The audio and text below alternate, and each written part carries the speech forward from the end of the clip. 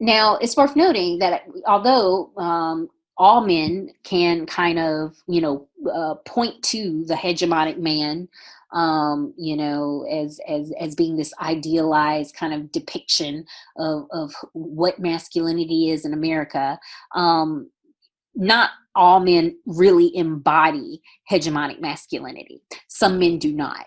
And so the fact that some men do not is what allows us to establish society, to establish what your book refers to as a hierarchy of masculinity, a hierarchy of the manliest men, the most masculine men to the least masculine men. And so, when you think about who best embodies hegemonic masculinity, consider what your book says on page 140. In Western societies, it's well-educated, tall, affluent, white, heterosexual, able-bodied, fit, Christian, and native born. And so, that is kind of the most idealized, and even when you're all those things, there might be some other qualities, that make you not necessarily the perfect fit with that hegemonic masculinity ideal. But then some men, because of their other identities, like, their race or their socioeconomic status, or, being disabled, it makes it largely impossible for them to embody hegemonic masculinity. So where does that leave them? Well, there are multiple masculinities. And so I am going to go to my next slide. And I will come back to this slide. So, that hegemonic masculinity is that idealized version that kind of establishes the hierarchy. It is the counterpart. It is that the other masculinities are kind of comparing themselves to. So here are three other ways you can talk about masculinity, multiple masculinities in society. This isn't in your book, so this is one that, if you don't really get it after hearing my explanation, please reach out. Because this actually came from a reading from that reader that I've mentioned several times that I am now regretting I did not assign to you. So the first is complicit masculinity, and I use Ross Geller from Friends as my example here. This is a man who doesn't fit the characteristics of hegemonic masculinity in some way. Usually it has something to do with their physical traits, like maybe they're short or overweight. Sometimes it has to do with their interests. So maybe they're not interested in sports, or they hate the outdoors. They're non-athletic. Or they are, or behavioral traits, like maybe they're very submissive and they're not a go-getter. But the key kind of thing about complicit masculinity is, even though they don't fit, they don't really challenge it. And oftentimes this is the type of person who admires the characteristics of hegemonic masculinity. So in some ways, they look up to people that have hegemonic masculinity. They might even aspire to, that type of person. So this is, if you're thinking about in terms of alphas and betas, these are your betas, right? These are the people lower down on the hierarchy. They're not at the top of the pyramid, but they are not disparaging the people who are, the men who are. Marginalized masculinity, these are men who can't fit the hegemonic masculine ideal because of certain, usually, traits like race that they have very little control over. So this example I give here is LeBron James, because, if Tom Brady is the hegemonic man, LeBron James is not, even though him and Tom Brady pretty much have like everything in common with one another in terms of social status and identities, with the exception of race. Because in the wrong neighborhood, wearing the wrong hoodie with the wrong group of people who maybe don't recognize who he is, LeBron James is going to face some real systematic discrimination and mistreatment, and he's not going to have access to those resources, those status-based resources that Tom Brady has, on the basis of his race. So marginalized masculinity could also, besides race, could be people, men who who have a disability, particularly if it's one that like results from an accident or from serving time in the military. So something particularly that happens to them, as an adult, that maybe like shifts their masculinity. And those are kind of maybe the two best examples for marginalized masculinity.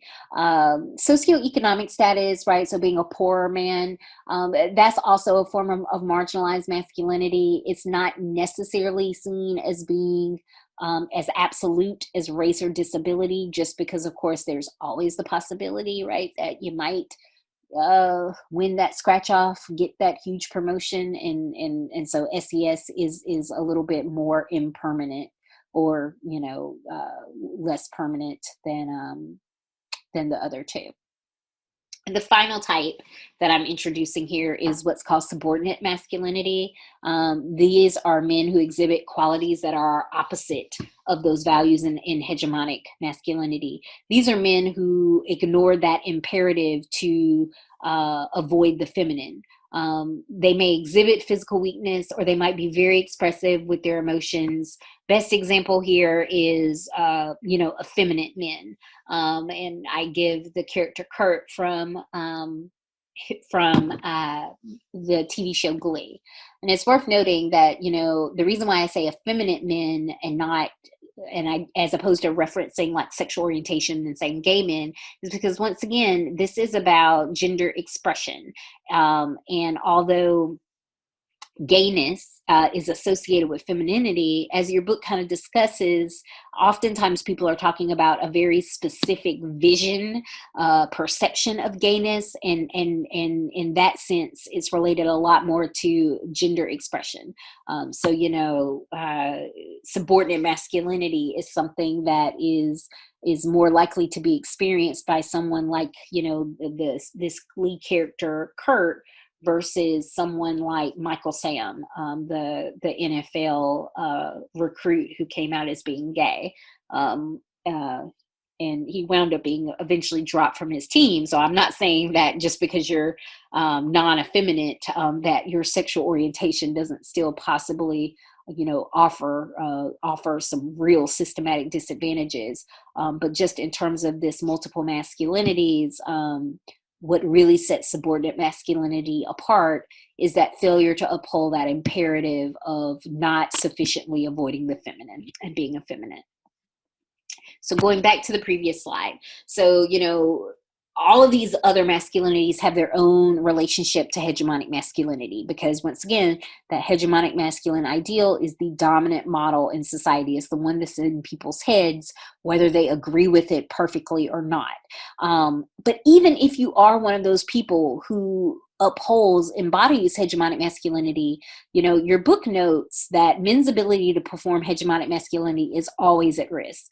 And they go over why, and that's page 142. The first thing they say is the hegemonic man is an impossible fiction, because it has some contradictions that it's just like, okay, if you're doing one will, you're not going to be able to do like the other will. Like that just is how that goes. And so, a good example is like, okay, so I think your book says a man can't be a perfect husband and a playboy. You can't be a team player, but then also be this person that's like mainly looking out for self. You can't have a great body and also, be a person that like drinks, a hard drinker that smokes cigars. And all of those are kind of factors or components of hegemonic masculinity. So it's an impossible fiction. Point 2, as context change, the masculinities men are expected to perform shifts. And, they talk about, guy talk, for example, the fact that it's expected and encouraged in some contexts, but is a real no in other contexts. And so, exactly what traits of the hegemonic ideal you uphold and what traits you really promote in different contexts, it can vary. And one wrong move, one false step, can come with some real social, consequences and repercussions.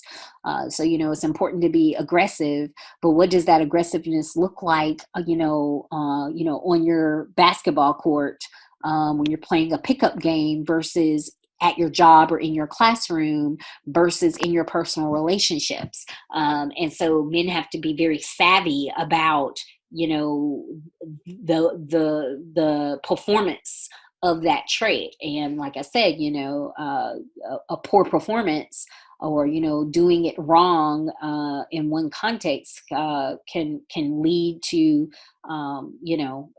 you losing that grip on that hegemonic ideal. And then the final point, a sad point but true: no one can win all the time. People lose. You lose jobs, you lose money, you lose social status. Like I mentioned this before when I talked about marginalized masculinity, disability, that can be the result of military service or a car accident or a disease or illness, or anything like that.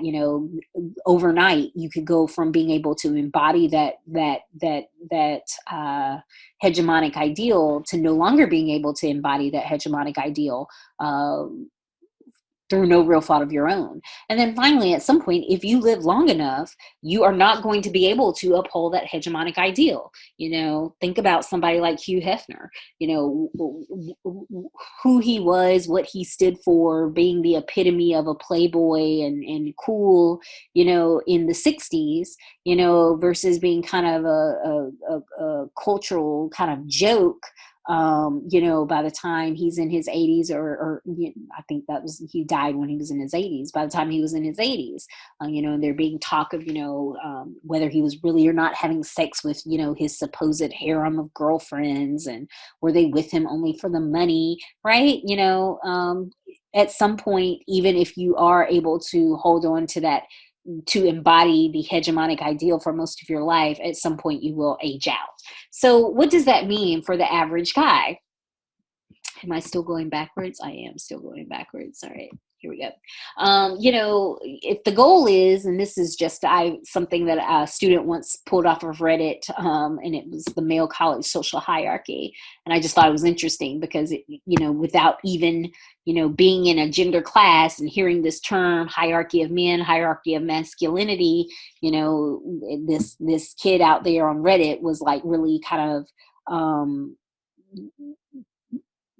really thinking about, the idea that men in his shared college setting, have, different kind of placements. And if you look at who's at the top, star athlete bound for major pro sports, star white athletes in major college sports, white athletes in major college sports, fraternity stars, hot white athletes, white athletes, minor sports, minority athletes, major sports, without using the terms hegemonic masculinity, marginalized masculinity, complicit masculinity.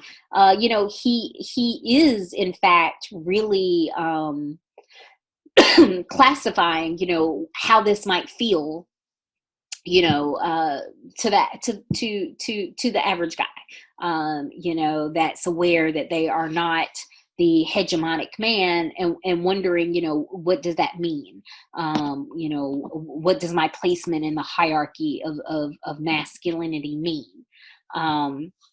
And although what it might mean might differ guy to guy, and there's certainly men who they could care less about this. But for the men who care, and I think that's what surprises a lot of researchers today, is that for a lot of men, they do still care. That is what the research suggests. Whether they openly admit they care or not, they certainly do in research. And so because they care, they try to the best of their ability to, uphold those masculinity rules. And they feel that they must try, because if they don't try, then what they face is emasculation. And with emasculation becomes kind of being placed forcefully or by choice in that subordinate masculinity kind of category. And, the consequences of being in that category is really going to be dependent on who you are, where you live, what stage are you in life? Because the consequences might be very different based on, I'm an effeminate man in San Francisco, California versus an effeminate man in Poplar Bluff, Arkansas. I'm an effeminate man who is in high school versus I'm an effeminate man who is, in a solid partnership relationship in my 40s. So the consequences of being emasculated definitely vary, but for a lot of men, certainly at some stages of their life more than others, the goal is to avoid being emasculated. And so that is why, masculinity is fragile. That is where fragile masculinity comes from, because it's premised on the notion of precarious masculinity, the idea that manhood is more difficult to earn and easier to lose than womanhood. So you always, once again, have to be vigilant that you're being sufficiently masculine. And so in order to demonstrate that you're being sufficiently masculine, your book discusses how men might practice compensatory masculinity. I give you an article about how men overcompensate when their masculinity is threatened. And so compensatory masculinity is just, being the manliest of mans, the broiest of bros, as a way to kind of avoid people gender policing you, of people assessing you and coming to the conclusion that you aren't being sufficiently masculine. And as your book notes, is although women can do this to men, usually a lot of the policing that men experience is done by other men. It's done by men themselves. And that is that policing that they oftentimes worry most about. And so this is a quote from Michael Kimmel, and it's from a documentary. Michael Kimmel, who that is actually him there, and I've mentioned him several times in this class. His quote in this documentary was, "If I was to say what the major emotion of American masculinity is, it is anxiety. Why? Because you have to prove your masculinity all the time." Your book makes the same point. To be a man in America is to be arrayed in a hierarchy according to how well one does masculinity, and threatened constantly with the possibility of failure and slippage. And so another way of thinking about this that you maybe have heard before, and this is just one visual depiction of that, is the idea that men get trapped in what's called a man box, right? That this hegemonic masculine ideal becomes oppressive in the sense of, you feel like you have to do these behaviors, uphold these traits, otherwise you are policed. You're hit with these slurs, as mentioned, related to femininity. That's the misogyny side, or homophobia, which you see that side. And so this leads to this kind of being trapped inside that box, right? This traditional hegemonic definition of masculinity becomes oppressive in that way. But before we talk a little bit more about to what extent does the average man notice and experience that oppression and how they respond, let's make a point about intersectionality, because of course we skipped that chapter, and we'll be coming back to it in the upcoming weeks. But your book does note that this isn't as straightforward as we're making it sound, because once again, people do have other identities besides gender. You have to remember intersectionality. So on page 143, they say being male is an advantage, yes, and being a masculine male is a greater advantage.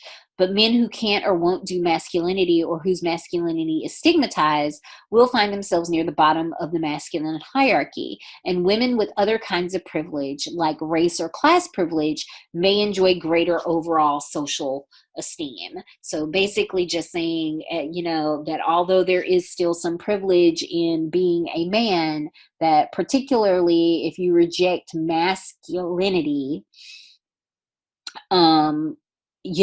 that because the rejection of masculinity, your acceptance of subordinate masculinity, of being more feminine, of failing to sufficiently reject the feminine, this might put you in the situation where women who, although, despite their class or race privilege, are experiencing oppression on the basis of gender, their overall experience in their life might be such that they get greater overall social esteem, better social capital, more access to social resources than a man who is rejecting that masculinity.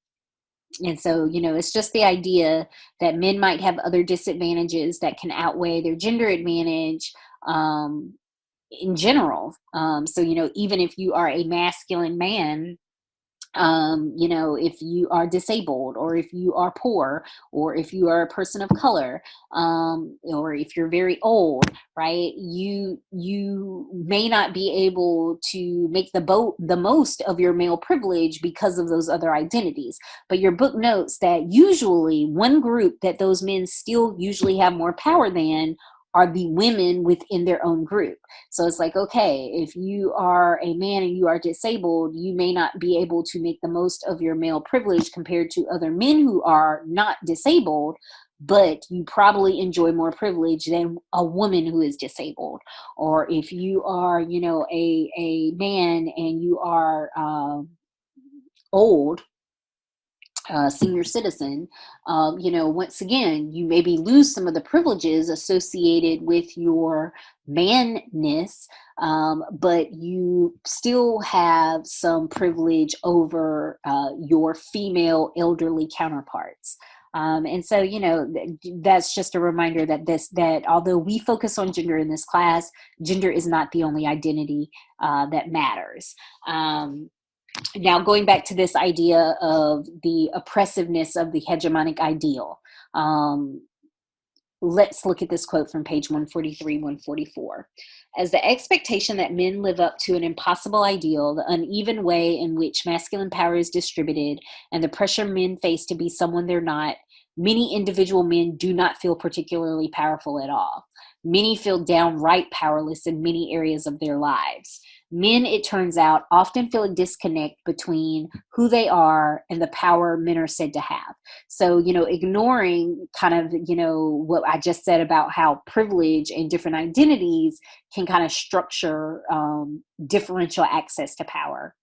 It's worth noting that part of why people push back when you talk to them about privilege is oftentimes invisible. I mean, if you think about the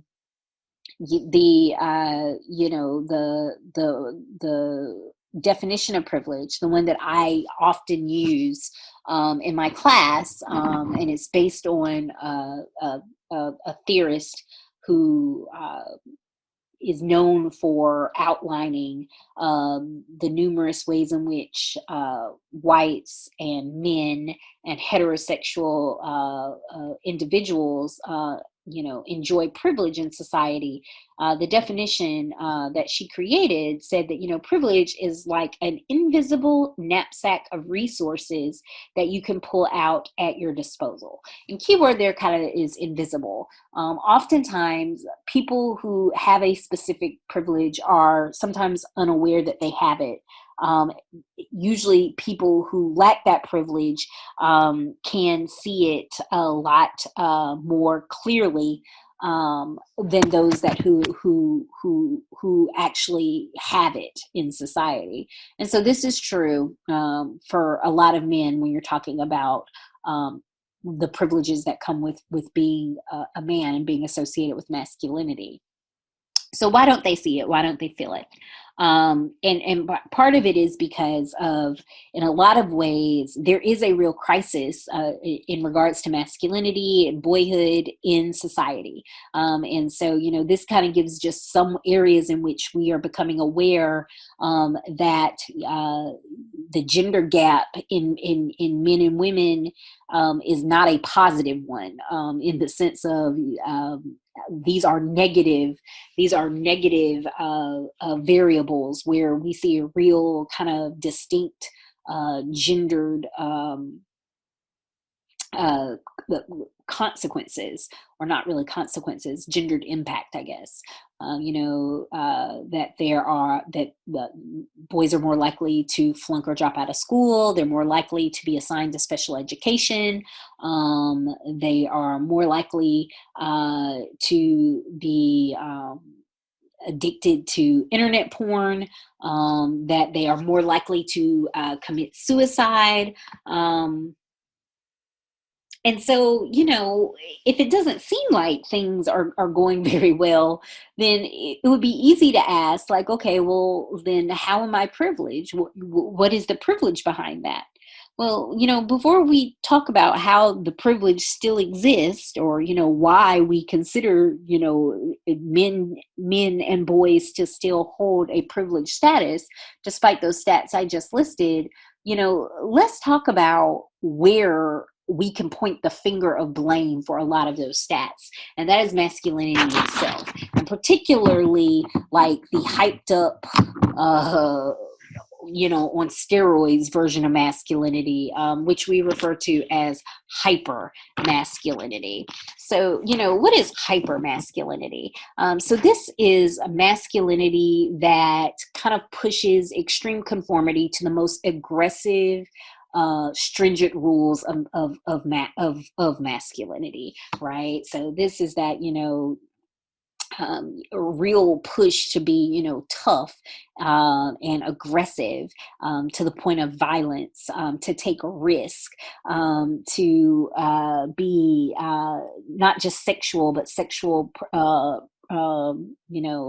promiscuous. Hyper masculinity is the traits associated with masculinity pushed to their extremes. And we see society glorifying hypermasculinity in a lot of ways. We can see it in different forms of music, particularly the music that's most consumed by young men, like your heavy metal and your hardcore hip hop.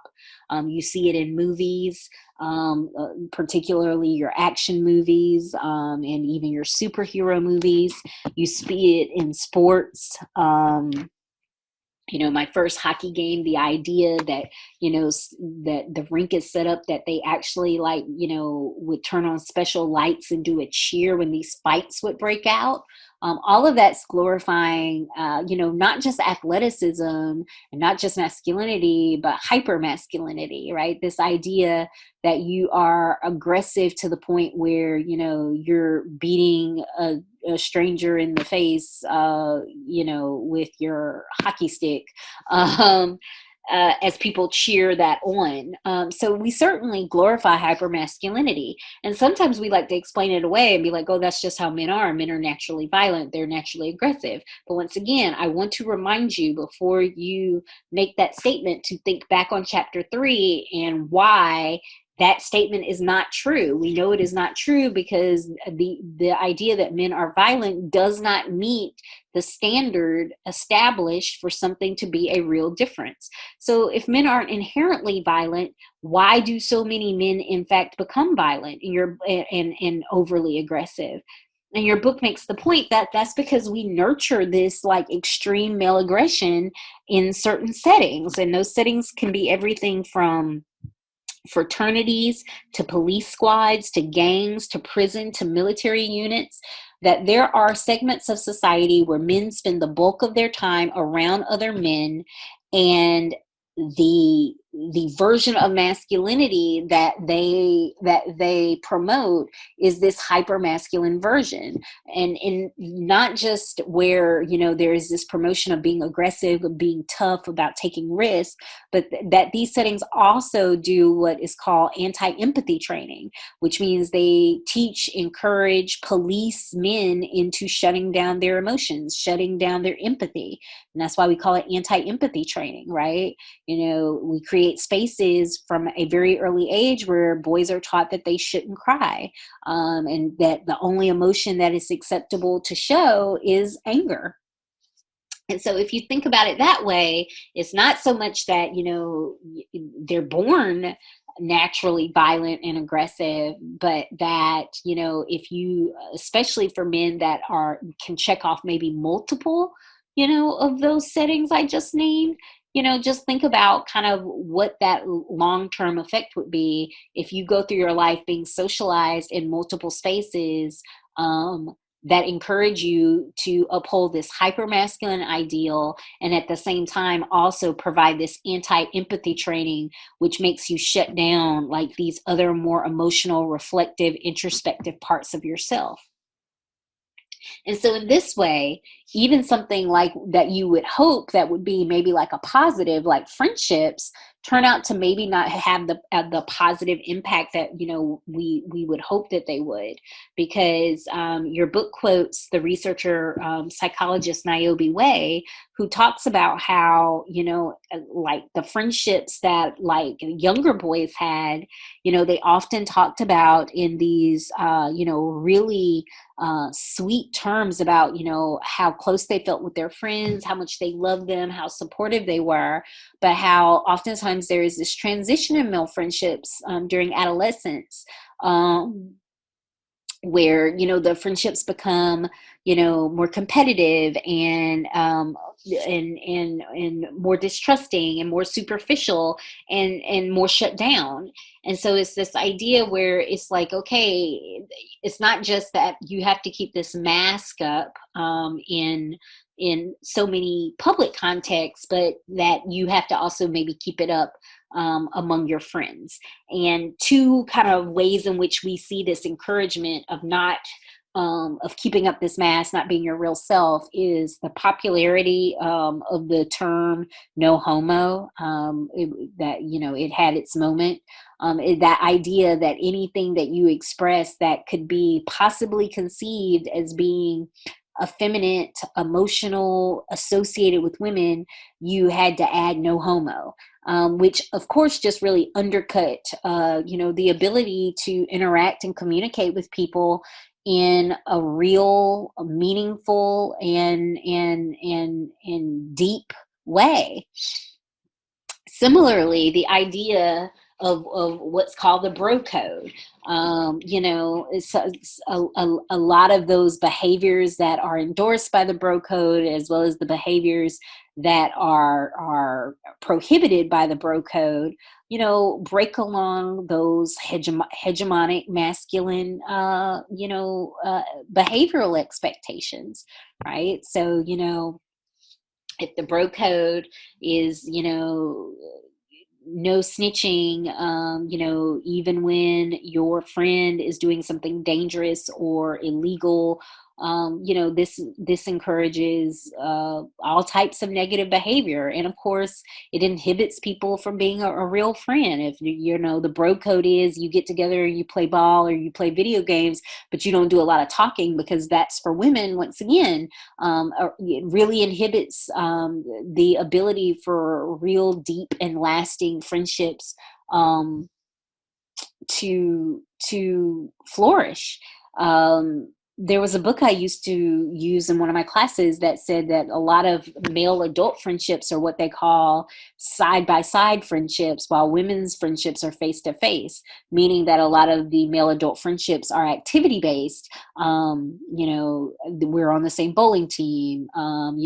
We play video games together. We work together. But the focus was oftentimes more on activities and less on talking and disclosure, which of course meant that the friendship itself was in a lot of ways a lot more superficial in terms of closeness. While women's friendships face to face, the emphasis there was that in a lot of female friendships, the emphasis is on talking, it's on disclosure, it's on getting to know the person versus doing things. And this is a more personal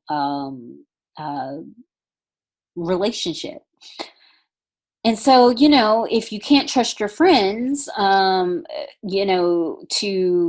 to provide you this outlet, it's also worth noting that you can't even necessarily trust that your friends aren't going to enforce this hyper masculinity. They're not going to be one of the people that police your behavior, because it's worth noting that when we talk about gender policing, We've already said while men do receive this from women, they receive it from other men, and this can be men in their lives who they are close to, as well as just male strangers. They can receive it from their friends, and they also can, of course, self-police.